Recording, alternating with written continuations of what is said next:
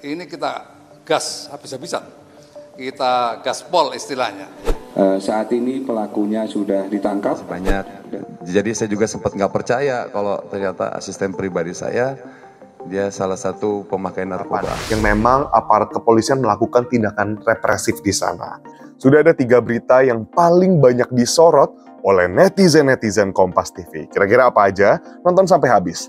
Check this out. Nah, sahabat Kompas TV, untuk berita yang pertama ini datang dari kantor staf Presiden.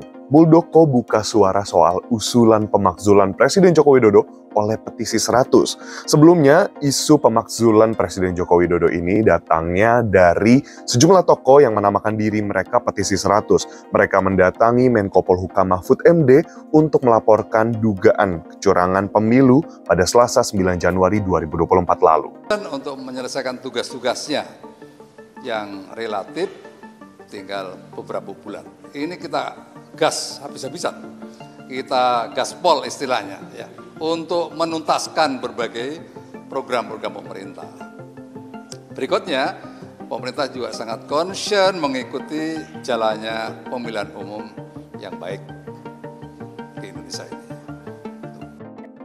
Nah, sahabat Kompas TV, netizen pun ikut berkomentar soal isu pemakzulan Presiden Joko Widodo ini. Yang pertama datangnya dari HeyHai7720. Saran saya pilihan boleh beda, tapi kerukunan, kebersamaan, cara bicara dan etik tetap kita kedepankan. Siapapun yang menang nanti di Pilpres itu adalah pemimpin kita. Salam NKRI, harga mati.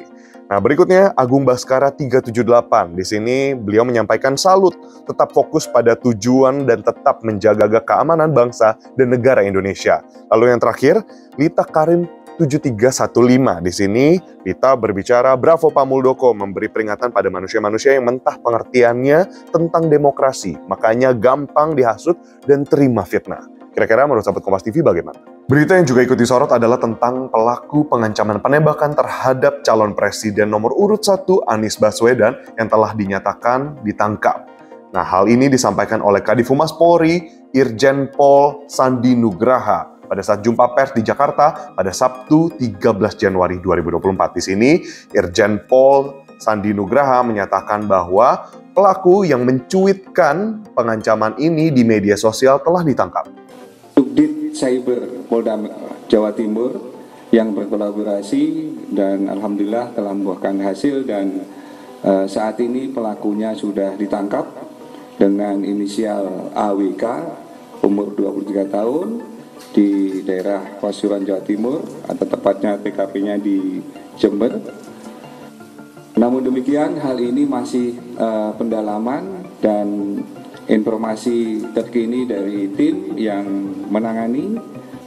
Yang bersangkutan telah menyatakan bahwa benar dia yang membuat cuitan itu.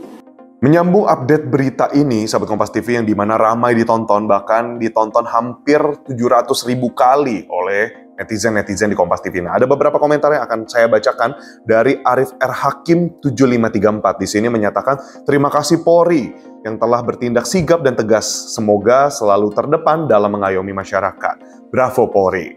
Lalu berikutnya, Sahrul Nizam 2544 di sini menyatakan salut juga sama. Salut, kami bangga dengan Kepolisian Republik Indonesia yang dapat menjaga keamanan dan ketertiban di Indonesia. Congratulations Polri. Lalu berikutnya, Muni Fahilham 8840. Di sini jempol buat Pak Polisi yang menyampaikan pernyataan dengan sejuk dan damai. Begitu harusnya cara penyampaian dan saran serta ajakan yang membuat tentram masyarakatnya. Dan berita ketiga yang juga jadi sorotan netizen Kompas TV datangnya dari Saiful Jamil yang memberikan penjelasan seusai ditangkap oleh aparat Polres Jakarta Barat pada Jumat 5 Januari 2024 lalu. Nah, di sini Saiful Jamil menyatakan bahwa dirinya sama sekali tidak menyangka sang asisten terlibat narkoba. Setelah menjalani serangkaian tes kesehatan dan juga tes urin Saiful Jamil terbukti negatif dari narkoba, sedangkan sang asisten terbukti positif narkoba. Ternyata orang di dekat saya ada terindikasi narkoba. Tadinya saya nggak tahu. Jadi saya sangat berterima kasih sekali kepada Polres Jakarta Barat dan juga Polsek Tambora.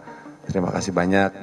Jadi saya juga sempat nggak percaya kalau ternyata asisten pribadi saya dia salah satu pemakai narkoba gitu. Dan alhamdulillah Atas izin Allah, saya dari mulai kecil sampai usia saya sekarang tidak pernah yang namanya menyentuh narkoba. Netizen pun ikut berkomentar soal penangkapan dari Saipul Jamil ini. Kita baca, yang pertama Febrianto Setiawan 182 yang berkomentar terlepas dari Bang Ipul bersalah atau tidak, cara penangkapannya brutal sekali. Kalau memang mau kooperatif, harusnya diselipkan satu orang berseragam. Lalu berikutnya Adikawan 294. Ini harus jadi pelajaran bahwa kita harus berhati-hati dengan orang dekat. Bisa saja orang dekat ingin menjebak kita. Harus lebih hati-hati lagi. Lalu berikutnya Mahmudi 3088 berkomentar polisi yang nggak ngerti SOP-nya mengakibatkan salah sasaran dan berdampak merugikan orang lain. Nah, menurut sahabat Kompas TV sendiri bagaimana nih? Memang dari komentar-komentar netizen berkutat soal penangkapan dari Saipul Jamil. Nah, dari bukti tersebut, update-nya adalah 3 anggota polisi yang melakukan penangkapan Saipul Jamil itu juga telah dikenakan sanksi dibebas tugaskan dan akan segera disidang. Sahabat Kompas TV, itulah dia 3 berita yang telah kita rangkum dalam Netizen on Netizen pekan ini. Jangan lupa untuk berikan like, komen, dan juga share berita ini kepada kerabat dan keluarga semua. Saya Edwin Chan, pamit undur diri. Sampai jumpa di Netizen on Netizen pekan berikutnya.